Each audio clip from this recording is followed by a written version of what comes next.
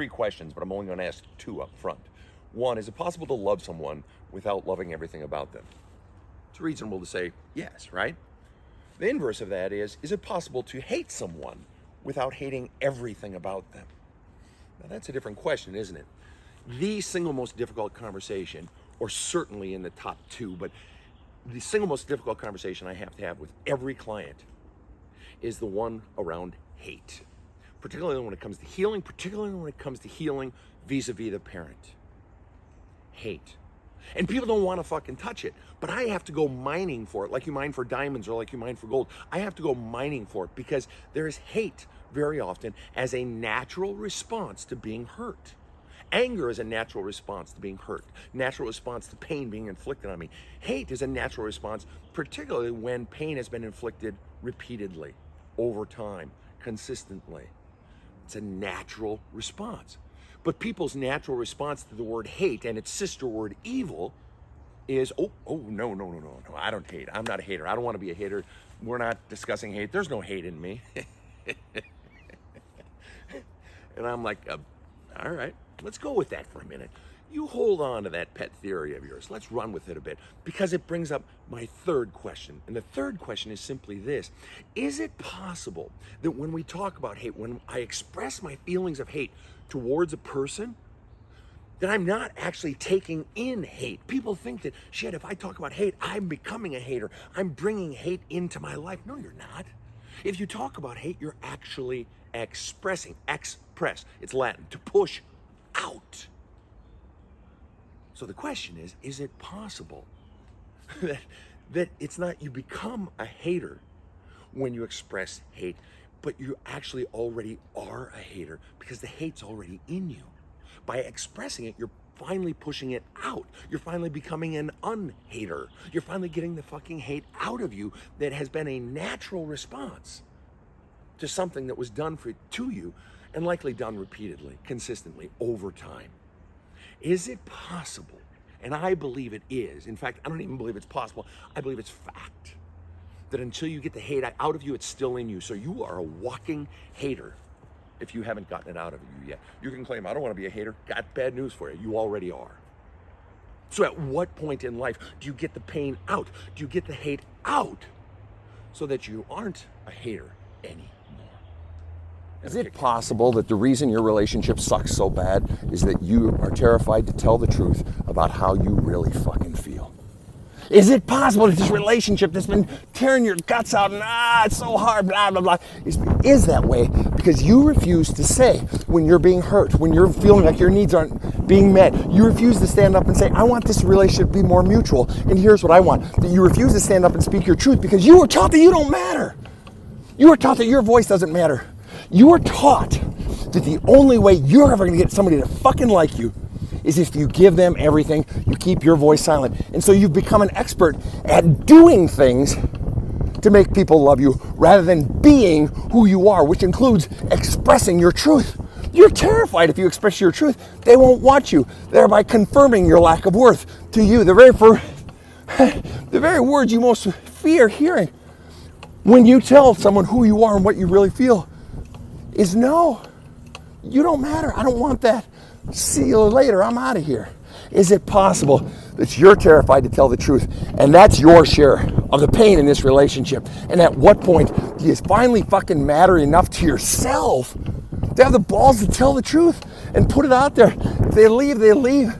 But damn it, I'd rather be me than be a false version just so I can keep someone. When do you change it? Have a kick-ass day. First of all, thanks for your service. Thanks for fucking keeping me safe and my country safe. I'm truly grateful. Second of all, you're asking the wrong fucking question. Is it wrong for you to cut off ties with your father? It's the wrong question because simply this, if you had someone else in your life who only came to you when their hand was out, you'd be like, fuck this shit, and you'd walk away, right? Which implies that the reason you're not doing it with this person is because, hey, it's my dad, right? And that sense of familial obligation that you feel like you have to him. So let's just run with that for a fucking second. You have an obligation to him because he's your fucking father to just give him money whenever he comes with his handout, even though he never ever comes otherwise? Well, wait, that would imply then that he has an obligation too. To you as a son, he has an obligation to stop being a fucking dick, stop being a fucking mooch. He has an obligation, a father has an obligation to a son to give a shit about you, to look you up, call you up. How you doing, son? What's the latest going on? You know, what are you doing now? What's the big plan? And to give a shit. But he shirked his fucking responsibility, and now you're supposed to fucking feel bad about walking away from any sense of obligation that supposedly a child has to a fucking parent. Fuck that shit. No, you're asking the wrong question. It's not, is it wrong or is it right? The question you should be asking is it necessary? It's absolutely fucking necessary. Because you are about to, if you choose to walk away, you are walking away from what is more than likely the single most powerful person in your life. Or certainly one of two, mother, father, whoever the fuck raised you, or whoever's vagina you came out of and little sperm bank in his nutsack that you came out of. And the question is, do you have the courage to stand up for you? Do you have the courage to finally matter to you, that you would stand up to the most powerful person in your life? Do you have the courage? You don't even, and I don't mean stand up like get in his grill and say, hey, fuck you, old man. I mean just the courage to walk away from the single most powerful person in your life. See, what you're really battling with is, am I okay being less than the perfect son in society's eyes or in people's eyes or whatever? But what your heart is really saying is, I don't like this relationship. I don't like how I'm being treated. And so the first time you're going to stand up in life and say, I matter. And that's where life begins. It begins with that visceral no that rises up from your soul. No, I won't be treated this way. No, this is not okay. And inside of the word no is the word I. I don't like how this feels. I don't think this is fair. I don't want to be treated this way. And so for once in your life, to the most powerful person in your life, you're saying the word you've never been allowed to say, and that is the word I. And that's where life begins, with the no and with the I that's inside of it. You finally matter. I support you 100%. And the truth is, people have to earn the right to be in your life, right? It's not granted anymore, especially when it's taken advantage of. I support you 100%. Have a kick-ass day, my brother. What are your deal breakers? What are those things that I call in my last book non-negotiables? Whether it be in your relationship, in your career, in your friendships, in how you live your life, what are your non-negotiables? In other words, what are those things that are so significant to you that they outweigh so many other things, even if you put those other things in the aggregate? In other words, take a whole bunch of these, they still don't add up to one of these big things. Your non-negotiables. And even if it's not a non-negotiable, even if you bring it back a few ticks to something that's just really important to you, that's more important than other stuff, what you're acknowledging is that there are things that you weight heavier than other things. Perhaps in your schooling, in high school, growing up, or maybe you went to college or graduate school, whatever, you had certain tests wherein certain questions were weighted heavier than other questions. There are simply things in life that are more important in certain situations, right? So as you think about that, consider this. I get so many people coming to me with their relationship problems saying, yeah, Sven, my lover did X, Y, and Z, but you know what? The good outweighs the bad in our relationship, so I don't want to break it off. Or, you know what, Sven? Yeah, this person cheated on me, but it was only a kiss and they didn't really mean it, and the good outweighs the bad. And it's not always cheating, all right? I don't want you to get hung up on the cheating aspect of it. But the point is that there are things that are weighted heavier than other things. And so when I hear people say, yeah, but the good outweighs the bad, or we have so many good things in our relationship, or there's so many good things on this job, Sven, the good outweighs the bad, I say, yeah, there may be fewer of the bad, but is it possible that those few bad outweigh the many good? In other words, are you giving proper weight to each of the bad things, or are you just saying, well, there's 20 good things and there's 3 bad things, so clearly the relationship is great? No.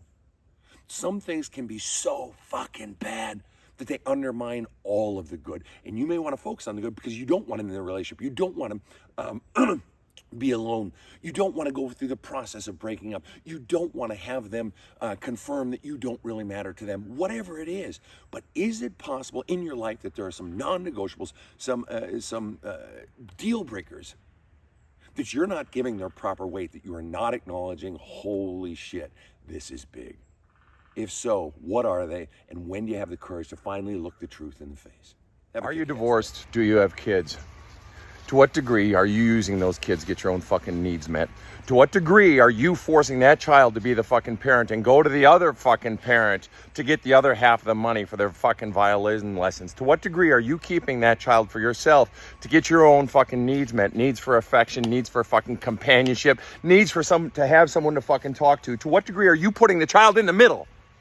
To what degree are you using that fucking child to get your own fucking needs met, or to fucking dig, to gouge, to stick it to that other fucking parent? To what degree? Do you have the courage to be fucking honest? And when do you stop? Because that fucking child does not exist to meet your needs.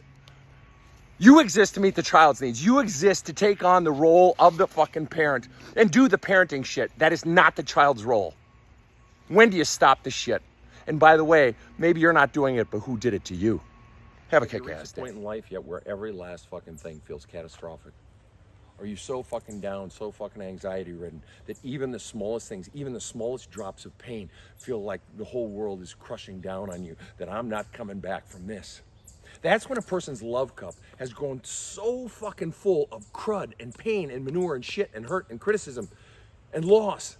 It's all full of crud. It's not full of love, it's full of crud. And if there's even one tiny drop, one tiny criticism, it all spills over. And so maybe you avoid people because people run the risk of hurting you. Maybe you avoid new situations. Maybe you avoid new love. Maybe you avoid just fucking all the pain inside because you're trying to make that cup go away.